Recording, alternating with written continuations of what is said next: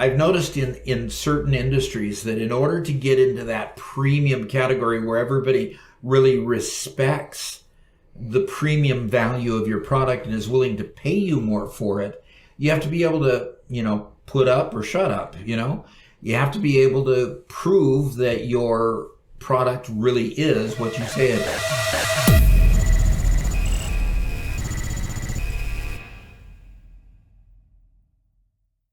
So that was the challenge that Marleybones had. They had a fussy dog. They felt that current off-the-shelf brands of dog food weren't really the best brands of dog food for their animal. And of course, Marley is a little pooch that looks a lot like the dog that I had when I was growing up. Mine was a little cocker that looked almost exactly like the dog in the picture. So what they wanted to do in their premium brand, of course, is to put in premium products. There are several of these brands all around the world, but they needed to be able to say, yes, we did in fact put those products in, and this is the proof.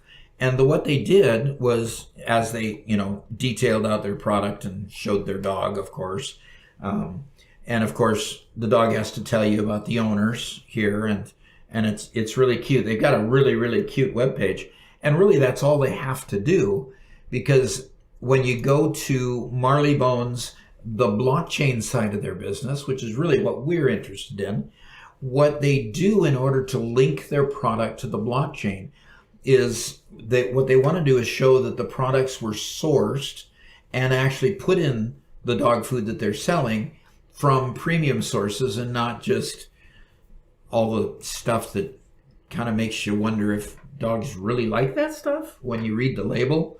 It's pretty awful. But here, the picture here tells the whole story. What they do is they put a QR code on the side of each of their products. The QR code links to a website called provenance.org and allows you then to see their provenance of all of their products.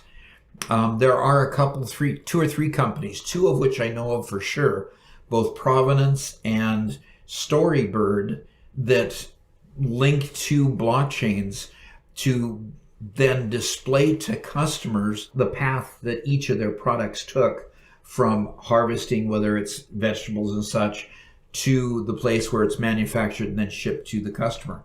So this is just another one of those companies like Storybird, now there's Provenance, that basically just gives a display on a cell phone. So you get a QR code reader for your phone. The QR code reader takes you to that particular product's provenance, and it's a list of where those products actually originated before they went into the product you're holding in your hand. Now I've seen this done with fine wines, with dog food now, and with seafood in another case. So it's getting started in getting some traction where companies, if they really want to show what their products are doing, they'll let the customer actually read a QR code off the product and see where all those things have come. And in the case of those three that I mentioned, the wine and the seafood and here, it all starts with a QR code on the side of the product. Yes, Robert? Yeah, it seems to solve one of the problems that the organics industry has had for a while. A lot of foods say they are organic or certified organic. Mm-hmm. But the question is, what does organic actually mean? And yeah, the USDA is kind of pushed into that space to kind of tell what's organic or what's not.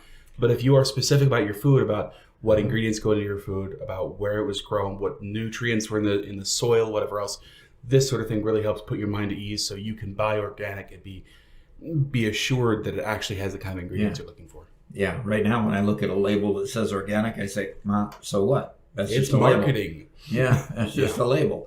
But yeah, when you know exactly the farm that it came from, then you can do research on that farm yourself to find where whether they really do farm organically, if that's a concern for you. Mm-hmm. So that's our first topic.